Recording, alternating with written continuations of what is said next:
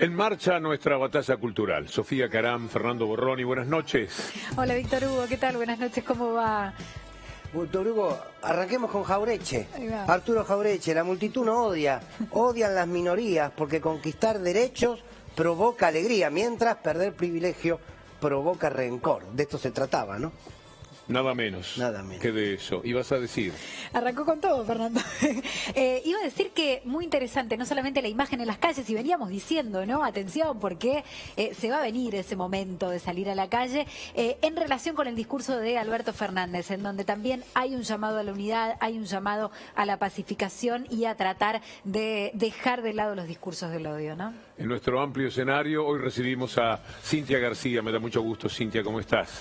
Víctor Hugo, compañeros, ¿cómo les va? Gracias. Bueno, si vamos a analizar estos dos tipos de manifestaciones, hay que decir que en las marchas del odio, donde está ese aluvión psiquiátrico, como lo definió el gobernador de la provincia de Buenos Aires, la característica, me parece a mí, que tiene es que no tienen representación del Estado. No se sienten representados por el Estado, no creen el Estado, no quieren el Estado y no hay identificación política. Tengo experiencia en marchas antikirchneristas, ¿no? Y puedo dar fe de eso. En las marchas del 17 de octubre hay un sujeto político, hay un punto de apoyo, hay un sector de la sociedad que se considera políticamente, le dice a Alberto Fernández: acá estamos, somos tu base, somos tu punto de apoyo, esta es la espalda en la que te tenés que apoyar. Había una comodidad en la marcha del 17. Uno miraba desde su casa y se sentía a buenas con la vida. Todo transcurría con un sentido político, ideológico, de respeto a la historia, pero también de respeto a la gente, incluso a los que piensan distinto.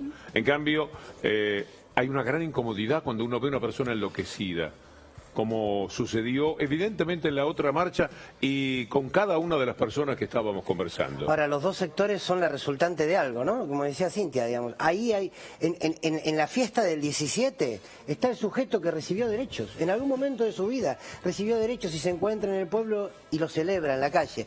Y del otro lado está ese sector que odia precisamente a quienes han conseguido derechos, porque detestan a las sociedades con derechos. Y eso se termina confrontando. Hay una vieja gratitud, indudablemente. Claro. Del trabajador, del obrero, del que conquistó derechos, del que sabe cómo vivió su padre o sobre todo su abuelo.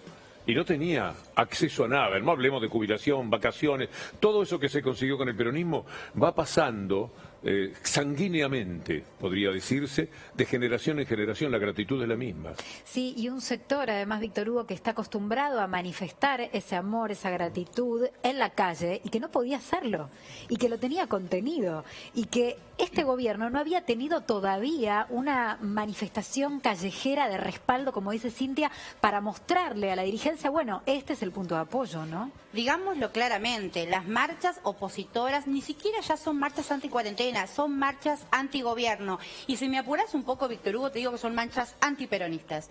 Si uno le pregunta a esa gente quién te representa, claramente se van a sentir representados por no ser peronistas. Claro, ahora, no son peronistas, pero también me parece que el 17 de octubre se transformó en un día que ya excede al peronismo.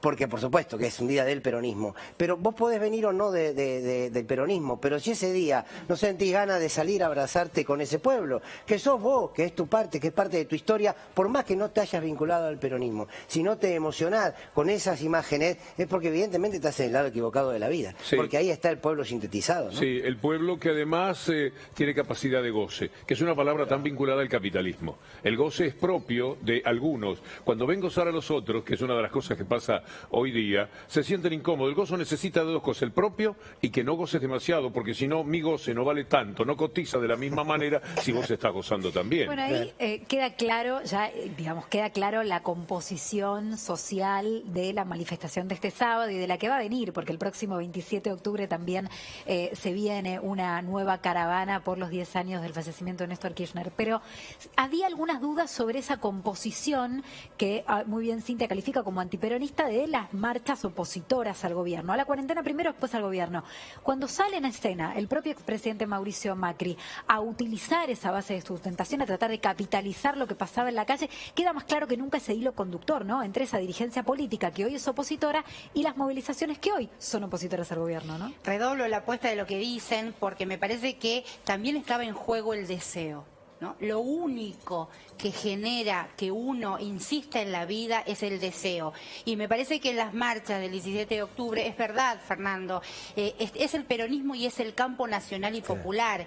Y son las bases hablando de un deseo. Me parece a mí que hay un deseo puesto en el adelante, y que el adelante justamente es que al gobierno le vaya bien, que el campo nacional y popular fluya, porque esos derechos, que no son solamente para los que marcharon el 17, esos derechos adquiridos también son para que los que marcharon en las marchas anticuarentena. El tema no bajan del agua como las nubes, sino que son parte de un proyecto político. Es el deseo de construir, de hacer algo bello, que nunca lo vas a alcanzar quizás, pero hacia eso, como decía Galeano, caminando hacia el horizonte, es que se camina hacia las utopías. La gente que estaba el otro día tiene sus utopías, pero fíjate que no son los más satisfechos en las cuestiones materiales.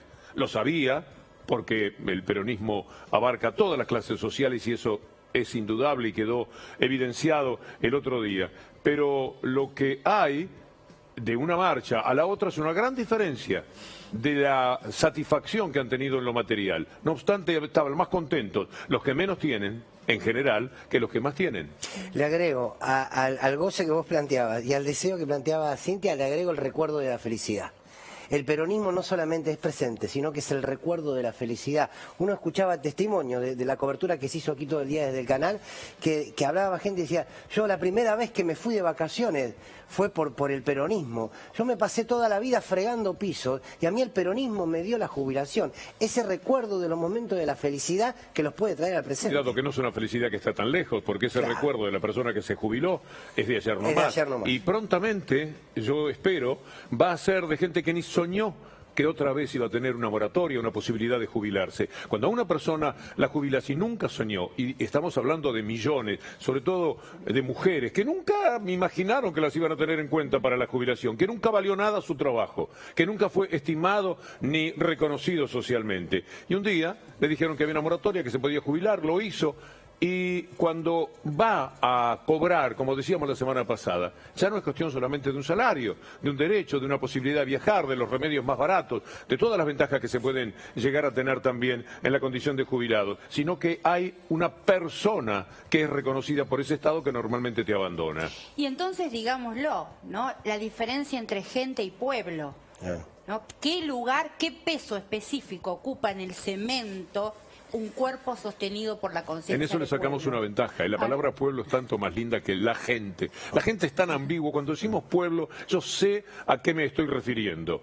Es el pueblo que sale de las fábricas, es el pueblo que sale a trabajar, es el pibe que va a estudiar con limitaciones enormes. Eso es indudablemente, cuando decimos pueblo, lo que queremos significar. Ahora, si hacemos una divisoria de aguas, si ponemos a la gente en las movilizaciones opositoras y al pueblo en la marcha del 17 de octubre, yo ahí siento un poco de ruido en mi cabeza y digo, yo quiero a esa gente también.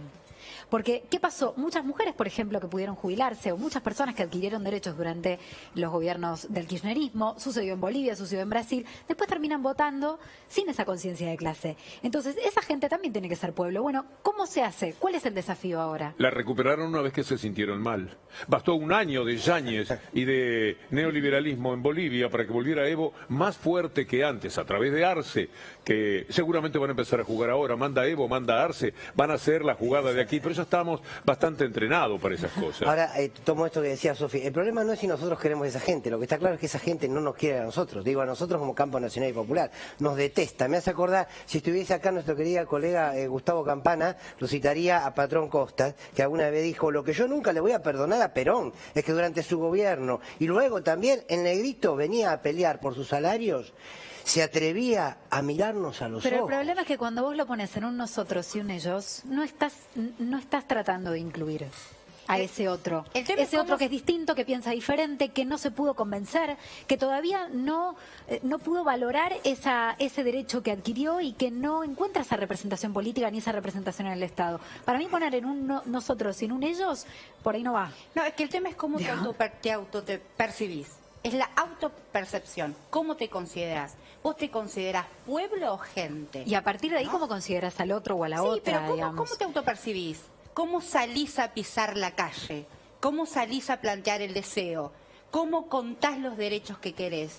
¿Cómo pensás el país que soñás. Entonces, en esa autopercepción, dicha además por los discursos de cada cual en cada lugar, es donde veo la diferencia, no entre un nosotros y un ellos, sino entre la gente y el pueblo. Sí, pero también existe una diferencia entre nosotros y en ellos, ¿eh? Digo, quiero decir, en la política están los adversarios y están los enemigos. Sí, pero a alguien que Una se cosa es el autopercibe adversario. pueblo, no les vas a decir que no lo es.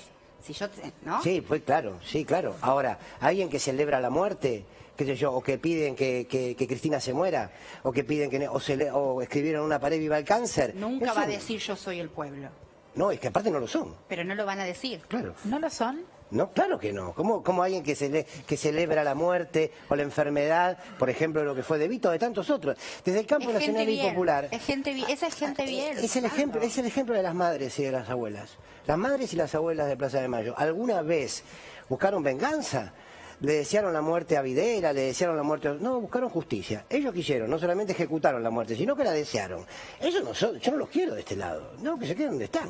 Yo quiero a los que quizás pueden ser medio fluctuantes, manipulados por los Bueno, medios. lo que digo es que gran parte de la composición de esas movilizaciones hay mucho fluctuante. Sí, y hay mucho votante que este gobierno u otro lo va a necesitar. Entonces, si vos lo pones en la vereda de enfrente y lo único que haces es decir que no forma parte del pueblo y lo dejas de lado y lo criticás mal, no lo vas a tener el día que lo necesites a la hora de una elección. Yo creo que no es inteligente. Una frase que